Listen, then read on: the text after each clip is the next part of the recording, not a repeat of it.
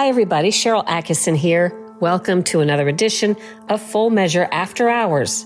Today, after word came down late last year that the Biden administration is building new border barrier after all, we decided to go find it and see what the locals think about it.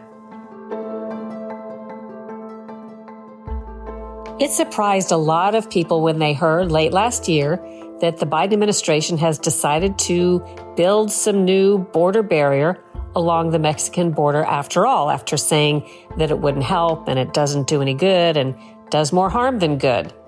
Now, the Biden administration, after making the case for it, ended up saying it wasn't changing its policies and ideas and that it doesn't think border walls work. It had said something quite different in writing and making the case for the wall. But it said that it simply had to spend funding that was appropriated under the Trump administration, that they had no choice and they couldn't stop the funding, so they had to go ahead and go through with it. But regardless, I decided to go find where some of this border fencing is going in, and that took me to Rio Grande City, Texas, in Starr County. And this Sunday on May 5th on Full Measure, you will hear from some residents and officials there, most of them Democrats. I think, in fact, all of the ones I spoke to were Democrats because that's who you run into in these border towns most often. But they had some surprising views on all of this and on border politics in general, views that really conflict with the current Biden administration's. So in this podcast, you're going to hear from the Democrat mayor of Rio Grande City, Joel Villarreal, who took me to one of the spots where a new barrier is being built, and he has a lot to say about it.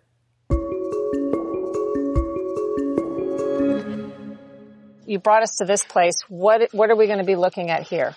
Well, this here is President Biden's movable wall. And why do you call it that?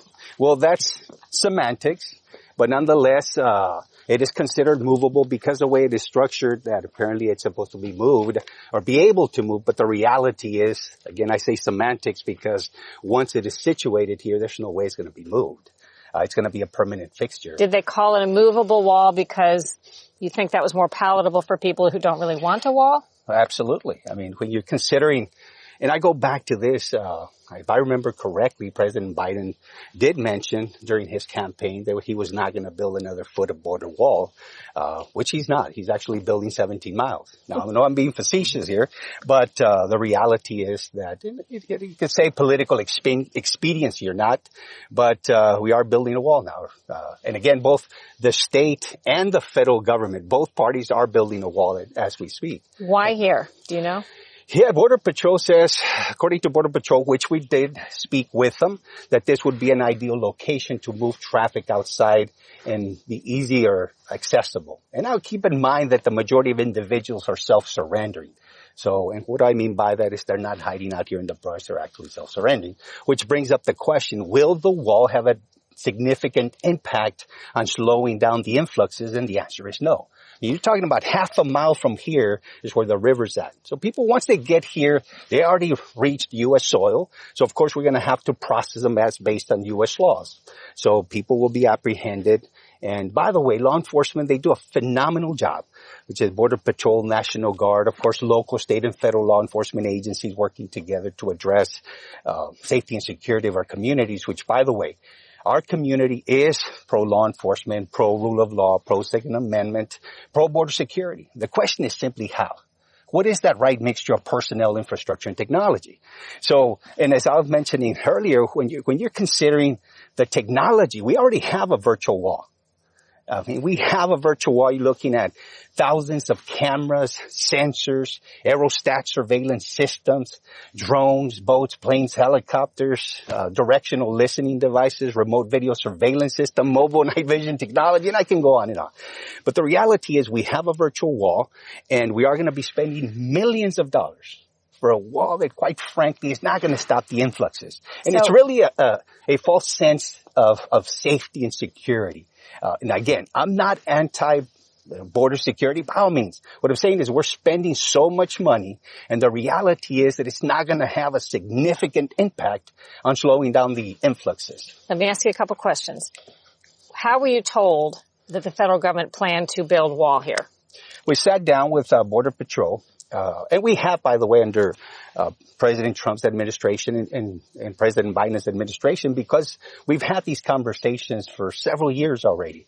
And so we sat down with Border Patrol, and this was the section that was, and by the way, there's 17 miles here in Stark County, 2 of which will be here in Rio Grande City. So it'll start here and go across this.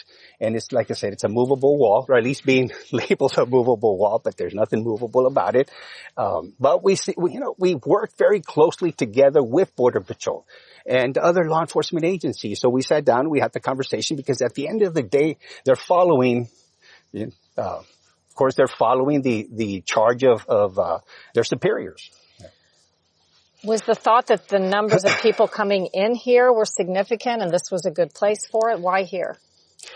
That question, well, the RGV sector is one of the highest. And when you're talking about Brownsville, the McAllen, the Rio Grande City, you're talking about over 70-some thousand people since October 1st of 2023 up until today. So it is very active. The reality is that it is active. But as I mentioned, we have the technology to know who's coming in and out. Bottom line. And the reality is this has been going on for decades.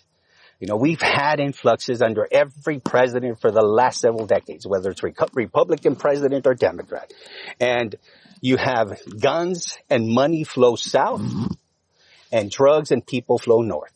And that's been, we've been seeing this for quite a bit of time. And unfortunately, we're continuing on the same trajectory. And 10 years from today, we might be having the same conversation. And unfortunately, and I hate to say this, we as a nation have failed to prioritize our broken immigration system, which, it does require bipartisanship for long-term viability. But the unfortunate fact remains that neither party is willing to bridge the political divide between immigration and border security, which, by the way, they're not mutually exclusive. They can coexist. They can't coexist. On one end, you have immigration, which, we are a country of immigrants, of the people, by the people, for the people. And in fact, President Reagan said it best. One of the most important sources of America's greatness, for we lead the world because unique among nations, we draw our people, our strength from every country and every corner of the world. Now, on the other end, we do need border security. It is absolutely we must exercise caution against our global enemies exploiting our broken immigration system to rain terror on America. We have to.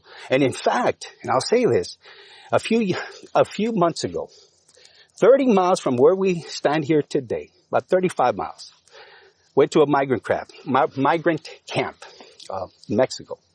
And several months ago, you're talking about several hundreds of men, age-fighting men, from Yemen, from Syria, from Iran, from China, and there were even 3,000 Russian military defectors at that camp. Of course, they're no longer there today. Where are they? I don't know, but they're not there. Now, the question is, do we have to absolutely make sure we vet everyone that comes into the country? Yes. Now, but when I say that, I have to exercise caution, because some individuals that listen to that will only listen to the soundbite and extrapolate from this conversation the soundbite that directly confirms their bias. And that's the unfortunate part, because you're going to have the left and the right fighting over this, whereas, hey, let's close the border versus no, let's bring everybody in. And no, there's got to be a middle ground between catch and release and family separations. Because we cannot have family separations at the border, families that will never be reunited. But at the same time, we cannot continue catch and release. There are legitimate concerns for our national security. And just having those thousands of men, age-fighting men, and some of them, again, military-trained people or men, and they're probably somewhere in the U.S. Now, am I concerned about that? Absolutely. So, and again, but how do we find that bridge, that political divide? And so far, unfortunately, D.C. hasn't been able to do that. And where are we going to go from here? Can you tell me when construction is supposed to start and what you think this wall is going to look like? It's going to be about 10 feet. They mentioned 10 to 12 feet. It'll have concrete at the bottom, and it'll have some mechanisms to be able to lift it out of here. But in reality, it's so heavy. Again, Once it's here, it will be here permanently. And when does that start? Well, it's in the next several months. They didn't give us a specific date because they will be having the conversations with people in general. In fact, that's one of the questions that we had for them. I said, okay, now that we have this conversation, in case people are asking, our constituents, who do we give the information? And they gave us some numbers of points of contact to make sure that they'll be answering their questions. Because one of the things we have to ensure here is that a lot of all this land is privately owned, and you have individuals with water rights, and they need access to the river. Now, the thing about the fence or the wall is that any land south of this wall will be condemned. For all practical purposes, it's condemned. So the value of your land, it's condemned. But they want access to the river because, again, they have water rights. So we need to make sure that they have a gate.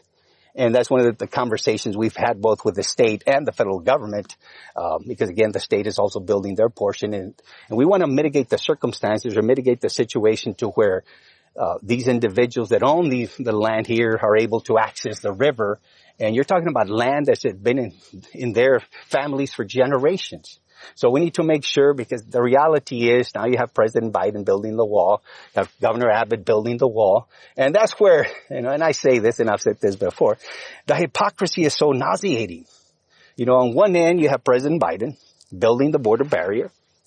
And again, going back to what I said earlier about not building another foot of border wall. And at the other end, he's suing Governor Abbott for building or erecting a border barrier, inclusive and So why the charade? Let me ask you, why do you think the turnaround at the 11th hour? Why would the Biden administration now be building border wall? Political expediency. Bottom line is people overall as a country, they are seeing what's happening here. And the reality is that the circumstances that when you're having individuals coming into the country and again, not properly vetted or catch and release, it's having an impact on the national perspective here. Why? Because it's affecting many other communities. And we don't have the resources. There's a reason we don't have sanctuary cities along the border. One of it, of course, is it's law. We can't have any. But even before 2017, we've never had really sanctuary cities along the border because we cannot. There's no way we don't have the resources to be able to provide for thousands of people at the expense and on the backs of the American taxpayers. There's no way. Now, when you're having a place like New York City that's spending $8 million a day, $2 billion a year to accommodate individuals, and that's one of the other things. If we're going to allow these folks to come in, again, either way, I'm not saying whether they should be allowed or not, just simply if we're going to allow them, we need to make sure we provide them the economic opportunity because illegal immigration is driven by economic opportunity.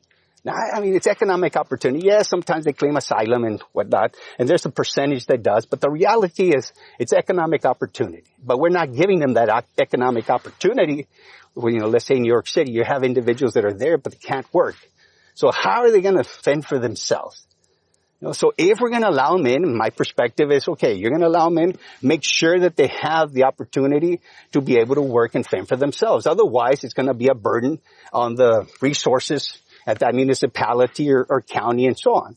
So, which only brings up when you're having to fight for resources and you have the locals versus individuals who are coming in, it's not a good mixture. There's going to be emotions that are going to fly because now you're actually tapping into resources that affects your community. Imagine if I have to use taxpayer money to address some of these needs for individuals who are coming in here, undocumented and it's unfortunate because now it's affecting your community. And to be quite frank, I'm not going to do that. I'm not going to do that because now you're tapping into something that is a federal issue that should be addressed at the federal level. No mayor or governor in America should bear the burden of a broken immigration system without the federal financial resources that are necessary to manage the flows. Again, I cannot fathom the idea that we're in this position and not having the resources that are necessary at all levels. Again, whether it's here in Rio Grande City, whether it's in New York City, whether it's in Chicago, and all these other places across the U.S. And it's an issue that Congress, D.C., the White House has failed to address. And, for decades, this is nothing new, unfortunately. And is it fair to say you're against the wall? I mean, I'm extrapolating from what you said. No. Actually, I do believe that the wall in certain sections, you see, we have 2,000 miles of southern border. There are sections along the 2,000 miles where a physical structure would be appropriate. I mean, here, how do you feel? Here, we have a natural barrier already. So you're against building the wall here? Here, absolutely. Why? Because we're spending millions of dollars. Imagine what I can do with those millions of dollars, $25, $35 million a mile. I mean, we can do quite a bit with that money as opposed to having a wall that's not going to have the significant results. Again, you have individuals that are going to cross over, self-surrender. That wall is not going to make a difference. In fact, I'd much rather have thousands of boots on the ground that will leave something here as opposed to a border barrier. We already have a virtual wall. As I mentioned, the technology is impressive. We already know who's coming in and out. Sometimes we don't have the personnel to go apprehend those individuals, but we already know. So the wall, is it going to be effective? Absolutely not. And I'm not one to spend money needlessly.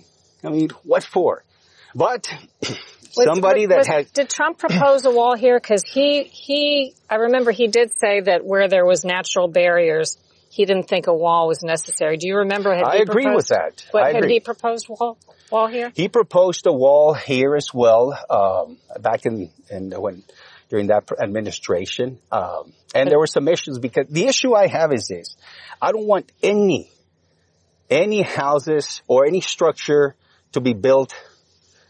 The wall needs to be built south of those structures. I don't want any structure to be south of the wall. Why? Because again, you're talking about the land is condemned, period. All this land will be condemned. So the idea, and by the way, it is such a beautiful river. The Rio Grande River is such a beautiful river. In fact, I've kayaked that river and it's so beautiful. And there's a prime time real estate, pristine. But unfortunately, because of the circumstances and the safety and security, there's some issues. But there was a time back in the 80s and early 90s that there were no issues as far as safety and security along this river.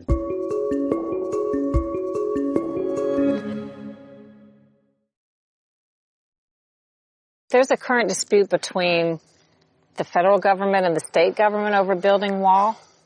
Yes, there is. But right now, the federal government is building the wall, and so is the state. So we have President Biden's border wall, and we have Governor Abbott's border wall as well. So state and federal government are at this point, as we speak, they're in the process of constructing the border wall. So now what we're trying to do is just to mitigate the circumstances for the landowners, make sure that they have access to the river because people have water rights. They need to make sure that they have access to the river.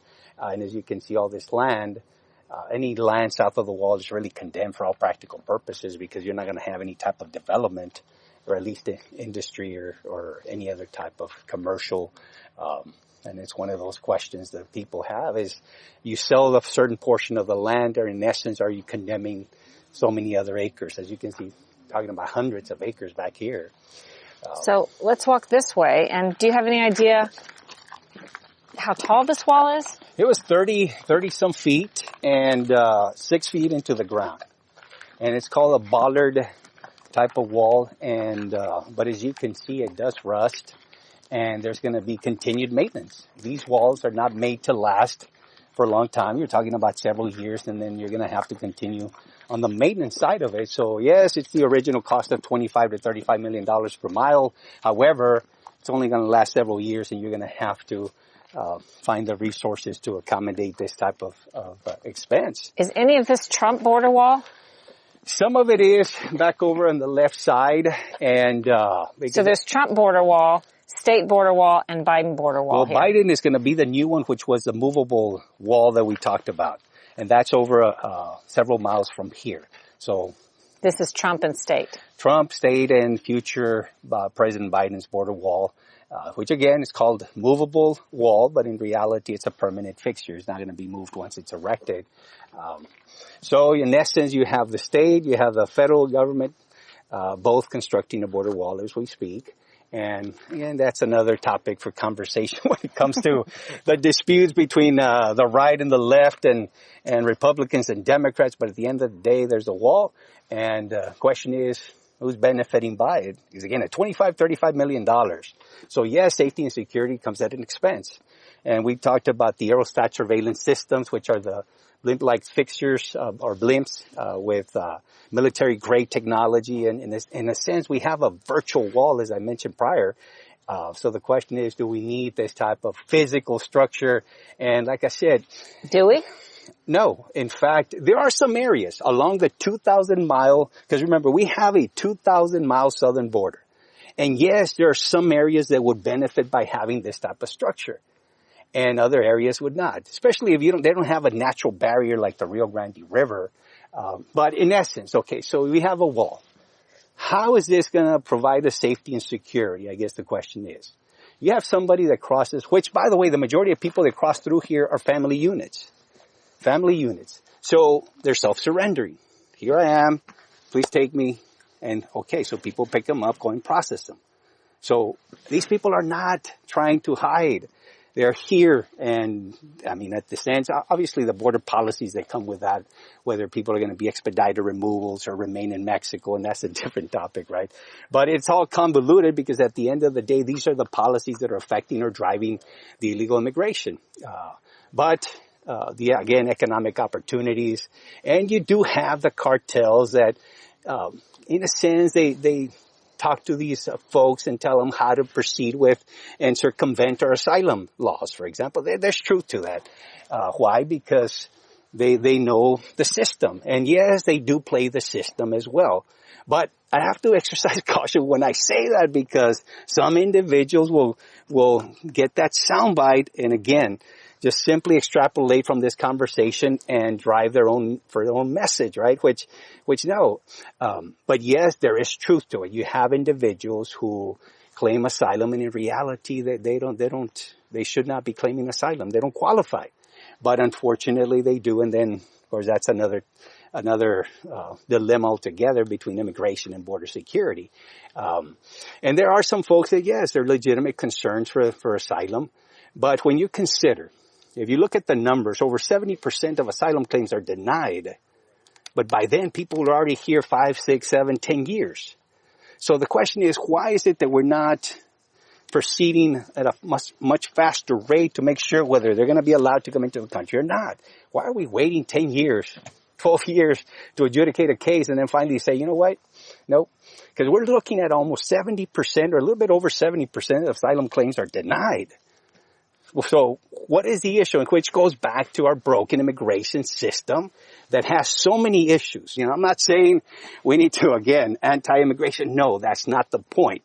The point is how do we find a way to have a middle ground and address both, which I do believe that they can't coexist. They're not mutually exclusive.